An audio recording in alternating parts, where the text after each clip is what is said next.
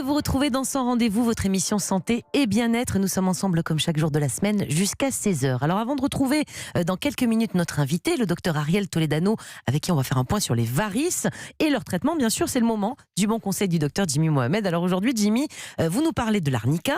Arnica qu'on a tous donné comme parent à un enfant. Moi, il y a une bosse, je mets un peu d'arnica comme tout parent. Et vous allez nous parler d'une étude justement qui a étudié son efficacité dans le cas de traumatisme. Comment on procède justement pour prouver l'efficacité d'un traitement, là, en l'occurrence homéopathique? La recherche clinique est à la base de ce qu'on appelle la médecine fondée sur les preuves, l'evidence-based medicine. Et donc, pour savoir si un traitement est efficace, on mène ce qu'on appelle des études thérapeutiques. Et donc, l'idéal, c'est d'avoir des études en double aveugle, c'est-à-dire que ni le patient ni le médecin ne sait ce que le patient a. On prend deux groupes. Ce que le patient prend, c'est ça, hein, prend exactement. C'est-à-dire qu'il donne des cachets, il ne sait pas si c'est le principe actif, le placebo, ou par exemple les granules d'homéopathie. Et puis, c'est contrôlé, c'est-à-dire qu'il y a un groupe qui prend un placebo et un groupe qui prend le vrai traitement. Et puis, on voit s'il y a un traitement qui est plus efficace qu'un autre. Donc, on définit un critère de jugement principal. On évite d'en définir 15 derrière sur lesquels on fait des théories. Et du coup, on s'est dit, tiens, on va regarder l'arnica, on va voir est-ce que c'est efficace, parce que même moi, je le reconnais, je l'ai prescrit de temps en temps et peut-être à tort. Alors parlez-nous de cette étude justement qui a comparé donc arnica avec un placebo. Oui, parce que souvent, lorsqu'on parle d'homéopathie, on nous demande où sont les études. Et très peu ont prouvé leur efficacité, ou en tout cas à ma connaissance aucune. Et donc là, on prend une chirurgie du canal carpien, des patients qui vont être opérés d'un canal carpien. Du poignet, hein. Exactement.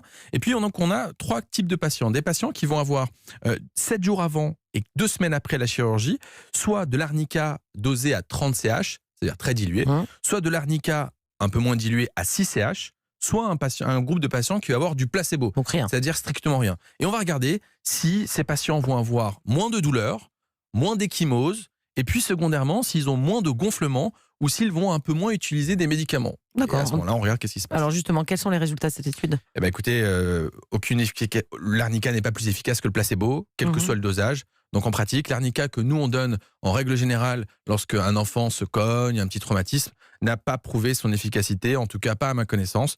Et donc ça c'est pas plus efficace qu'un bisou magique ou qu'un placebo. Ah d'accord. Et donc qu'est-ce qu'on peut dire aux patients du coup qui trouvent l'homéopathie efficace quand on l'utilise au quotidien? Alors, pour son enfant ou autre? Il y a les faits, il y a les opinions. Certains peuvent penser que le médicament est efficace. Moi je ne dis pourquoi pas. Mais est-ce que vous voulez être soigné? En tout cas, il n'est pas nocif, ça c'est sûr. Il n'est pas nocif, mais bon, est-ce que vous voulez être soigné par les croyances ou par la science? La science ne prouve pas. J'ai tendance à préférer la science quand même. Exactement. Et à partir de ce moment-là, l'HAS, la Haute Autorité de Santé, a dit que l'efficacité de l'homéopathie est insuffisante, ce qui conduit à son déremboursement progressif.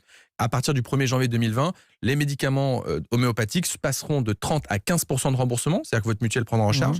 Et puis, à partir de l'année d'après, plus de remboursement. Et puis, si vous voulez prendre un traitement homéopathique, on ne vous en empêche pas. Ça sera toujours en vente, bien évidemment. Exactement, mais ce ne sera pas la collectivité qui paiera pour vous.